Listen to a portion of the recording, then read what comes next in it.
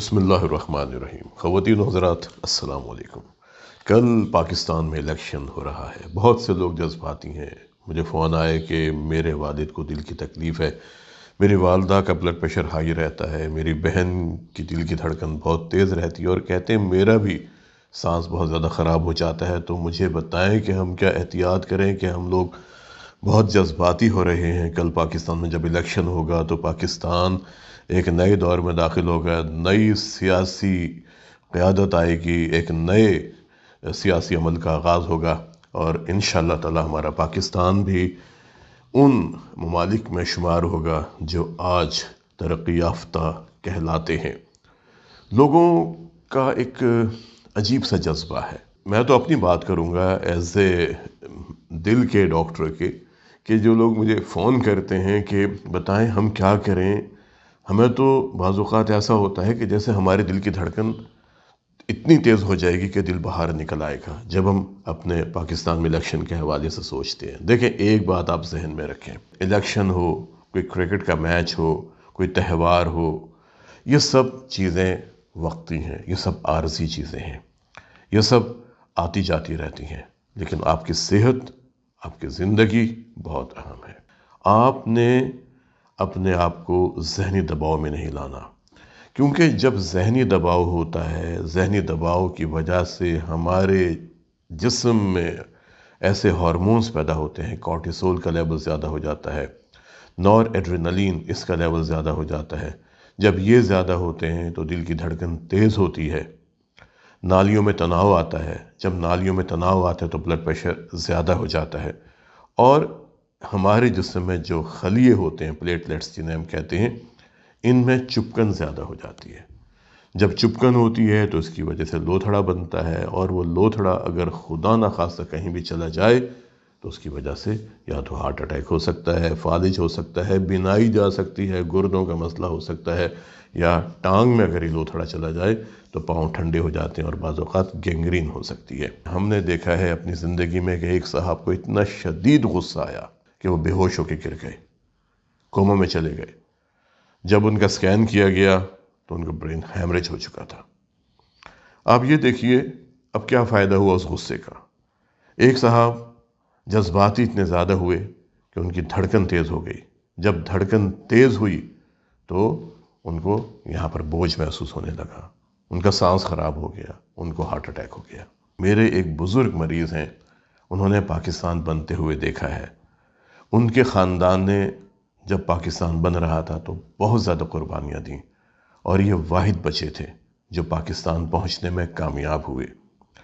اب وہ اتنے زیادہ حساس ہیں کہ اگر پاکستان کے حوالے سے کوئی منفی بات ہوتی ہے، پاکستان کے معاشی حالات کے حوالے سے، پاکستان کے دفاعی حالات کے حوالے سے، پاکستان کے سیاسی حالات کے حوالے سے، پاکستان کے اندر کوئی بھی افراتفری ہو، ان کو گھبراہٹ شروع ہو جاتی ہے، ان کی دھڑکن تیز ہو جاتی ہے، ان کا بلڈ پریشر ہائی ہو جاتا ہے۔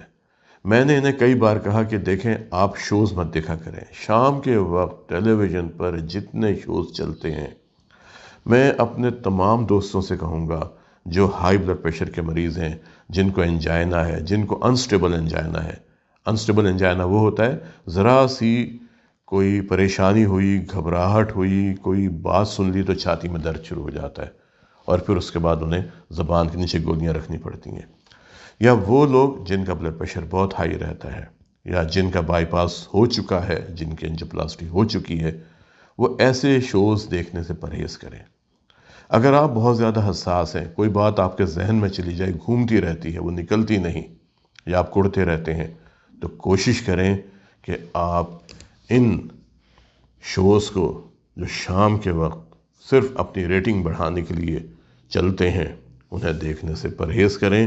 ان کا کچھ نہیں جاتا، لیکن آپ کی صحت خراب ہو جاتی ہے۔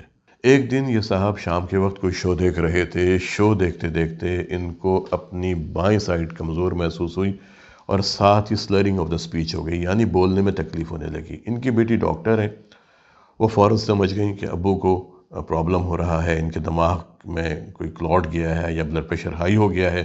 انہوں نے جب ان کا بی پی چیک کیا تو وہ تو بہت زیادہ تھا۔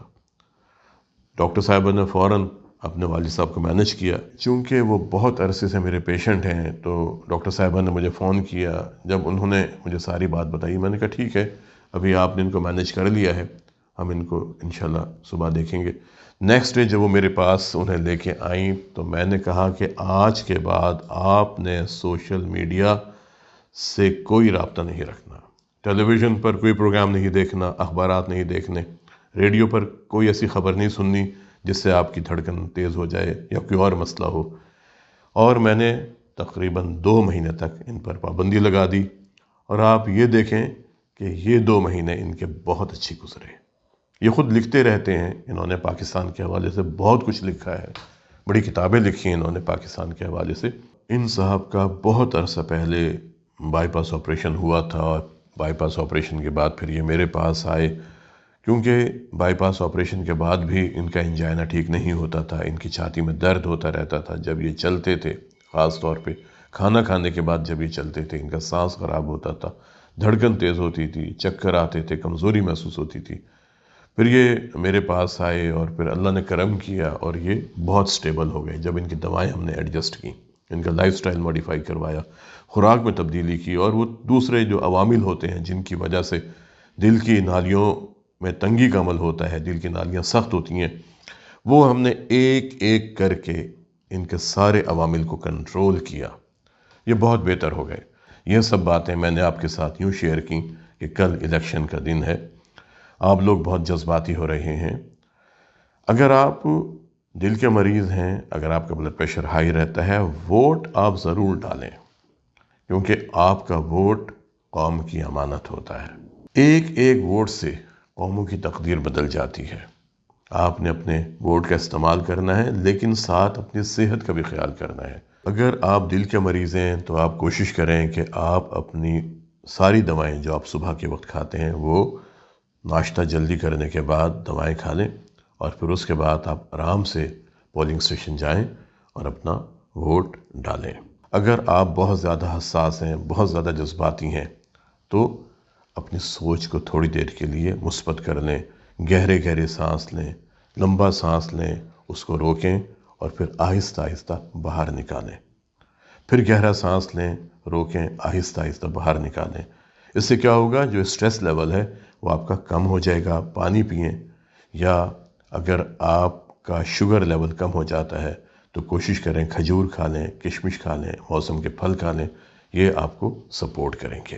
پھر آپ نے غصہ نہیں کرنا، لڑائی نہیں کرنی، کیونکہ غصہ اور لڑائی فائدہ نہیں ہوتا، حالات صحیح نہیں ہوتے، مسئلے حل نہیں ہوتے، خراب ہو جاتے ہیں۔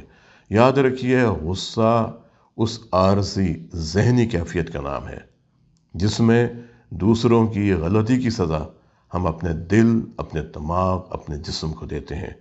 نتیجہ کیا ہوتا ہے؟ وہی جو میں نے پہلے مثال دی کہ ایک صاحب کو اتنا شدید غصہ آیا کہ وہ بے ہوش ہو گئے۔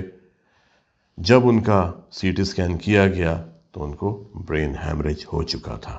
آپ نے ووٹ ڈلوانے کے لیے اپنے بزرگ والدین کو بھی لے کے جانا ہے، لیکن وہی احتیاط جو میں نے آپ کو بتائی یہ کروانی ہے تاکہ ان کو کسی قسم کی کوئی تکلیف نہ ہو۔ اور ہاں، زبان کے نیچے رکھنے والی گولی یا جو سپرے ہوتا ہے وہ ساتھ لے جانا نہ بھولیں۔ اگر وہاں پر جا کے کسی قسم کی کوئی تکلیف ہوتی ہے، چھاتی میں بوجھ ہوتا ہے، تو آپ فوراً زبان کے نیچے گولی رکھ لیں یا سپرے کر لیں، آرام کریں۔ اس سے آپ بہتر محسوس کریں گے اور آپ اپنا ووٹ ڈالنے میں کامیاب ہو جائیں گے۔ اس لیے الیکشن کا دن ایک تہوار کے طور پر منائیں، سب لوگ اکٹھا ہوں، گھروں میں بیٹھیں، باتیں کریں، ووٹ ڈالنے جائیں، ہنسی مذاق کریں، اللہ سے دعا کریں، اور یقیناً پاکستان ایک نئی راہ پر گامزن ہوگا۔ آج کے لیے اتنا ہی، ملتے ہیں کسی اگلے پروگرام میں ایک نئے موضوع کے ساتھ۔ اپنا اور اپنے خاندان کے افراد کے دل کی صحت کا بہت خیال رکھیں اور کوشش کریں کہ زندہ رہیں ایک مضبوط، صحت مند اور توانا دل کے ساتھ۔ السلام علیکم۔